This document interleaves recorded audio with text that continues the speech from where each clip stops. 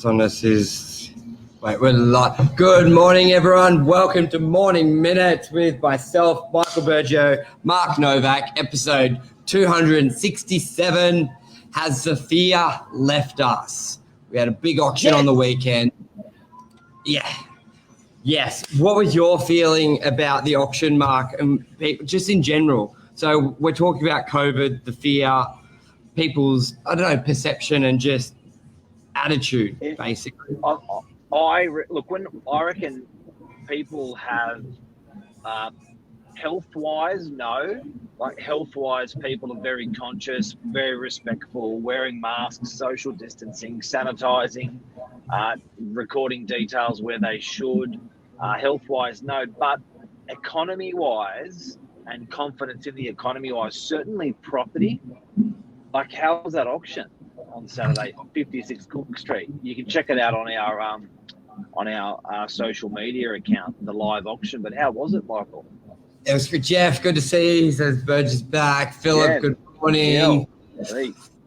Yeah, I reckon the combination of low interest rates, a great property, great campaign, and that fear going from people. There was a lot of people there. There was, I reckon, 40, 50 people on site. But not only that, the price itself, like it was over $2 million. And I reckon I've seen those houses sell within the last month for between 1.6 to 1.8. So there was... It's an original house in a suburb that we traditionally, as Northern Beaches people, the most western point of the Northern Beaches is Forestville, Davidson, Killarney, and we sort of even joke around and don't call that Northern Beaches, the locals. So, to be getting for an original house, that sort of coin, I reckon the market's back. 100%, and I'll bring it up. I'll show people just so they can get an example of it. And then It's the sea change or the tree change. I think I was talking to Vic LaRusso, our auctioneer. Now, Vic LaRusso does maybe, I'm only guessing, probably 30, 40 auctions a week, but he does do them all over Sydney. So inner west he's often there, eastern suburbs he's often there, and what he was conveying was he feels that Northern Beaches is probably performing a little bit better, and we're trying to work it out. We did. There it is.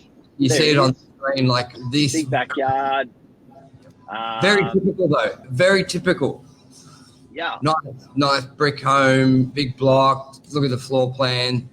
So just a typical house. Like that's 1, 2, 3, 4 bedrooms upstairs, one living room. Yep. Fairly original all the way through. I think the kitchen was done up a little bit. But done 10 years. My point is it's, I reckon, it's interesting. I think that sea change people are really hunting for now more than ever. And they're saying they don't have to move to the city more than ever. Yeah, there was more than ever. It was on, I think Lisa posted something to do with Channel 9.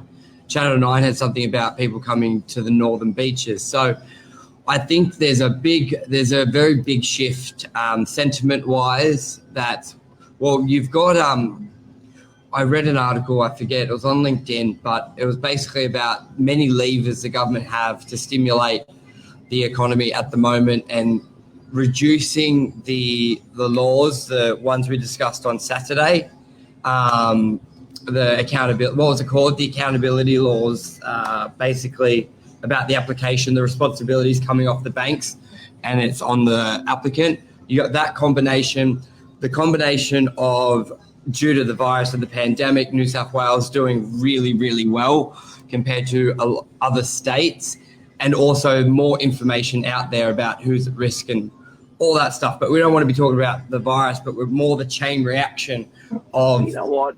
We didn't have people weren't scared. Yeah, and I've always, look, I was at school, I wasn't the best behaved kid. My point is that I've never really conformed hard, but in these tough times, I have felt in the last 6 months, we just got to listen to, if right or wrong, we just got to actually move together on this. And with what happened with government, I was like, okay, well, if they're going to say do this, then I'm going to do that, just because for the sake of not going against, this is, effectively like war. And in war, you can't afford to be shooting each other down. You've got to move together, sail in the right direction. Now, on the back of that, and I appreciate we're on the tail end of it, but on the back of that, well, now the government's telling the banks to be easier on lending. Like, what sort of message is that for people? If you're going to listen to the government, you're going to go forth and multiply. You're going to go, right, I'm going to go get a loan because the banks are saying it's easier to get a loan. Like, that's pretty powerful stuff. It's huge, because whenever you're in time, 100%, and whenever you're in times like this, it's almost works from the top down which direction they will go. And it could have been a direction where they don't want to push the real estate economy and they leave it as is, put up interest rates or whatever.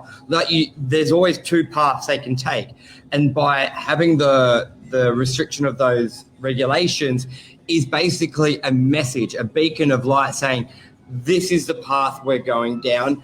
We're going down a path of, we want activity, we want stimulus, we want people to be buying, we want to give money out. We know we're in a big government debt, and instead of higher taxes paying off that debt, we rather grow the economy so the debt is smaller. We want to do it that way. And there's always like a fork, which way you go. And I think that's a clear sign of which way it's going. And I believe it's coming out. It came out on Saturday, and I believe we're going to see a very strong run into Christmas. But I also think there won't really be a Christmas. I think people will be buying and selling all the way to the end, because there won't be those big overseas trips happening. And I reckon there's going to be this will be a long work year. Look, it is, but I put something on social media last night saying, why do you always want to escape on a holiday when you should have your, did you see that quote I put up? Can I remember? No, I know the quote. It's like, if you live for the weekend, change your life, sort of thing. I know that's around it. Yeah, so I think that maybe that's a little bit sobering for people as well. So rather than having to jump in a plane and escape and change your life for 4 weeks and dwell on that, instead of making the 4 weeks fantastic. And I think people have been doing that a lot lately, and that's pretty powerful. And including, improving your home is part of that. Yes, and definitely. Your work and all that sort of stuff, quality life balance. Philip's saying low interest rates, stamp duty holiday until March 21, pushing sales properties high. Where's that? UK. Yeah, low interest rate, stamp duty holidays. You know what? The other day, Phil's from UK. Yeah, Phil's from UK. But you know what? We never heard, they were supposed to do land tax reform, weren't they? That was a big thing 3 months ago. Remember we had a little bit. The commercial landlords, they reviewed, but you had to you had to put up an argument for them to have your land tax reduced. No, sorry, stamp duty reform. Have you heard any updates on that? No. See, that's another thing that's a lever. That they planted the seed 3 months ago saying stamp duty will be looked at, because we did a full show on it, and basically stamp duty is 30, the metrics they use is 30 years old. When they did the graph, the average home was like $100,000. Now it's $1 million. There's another big one, I reckon, Mark, that will be stamp duty. Mark it here, 28th of September. Stamp duty reform on top of Do you know what? The government's, what people are missing, and off the back of what you just said about stamp duty, is if our state can get highly transactional with properties, and everyone can be buying and selling double the amount, that's huge money for the coffers of government when they're clipping 4% on every $1 million transaction. Yeah, and 40 grand's a big clip. Well, that's where New South Wales, from 2007, the GFC, that's where New South Wales basically came in a surplus on our budget. And as we said on Saturday's show and other shows, Mark, we need to prop up the property economy. We don't have the tourism. We don't have the immigration. We're not having a lot of factors that support our economy. So property, and there's huge money there. And that's how we were in a surplus. I believe we're just getting into, I think New South Wales was in a surplus. And a lot of that was stamp duty. We did a show and it was like, what was it, Mark? $13 billion in stamp duty collected or something along those lines. It's a big ticket.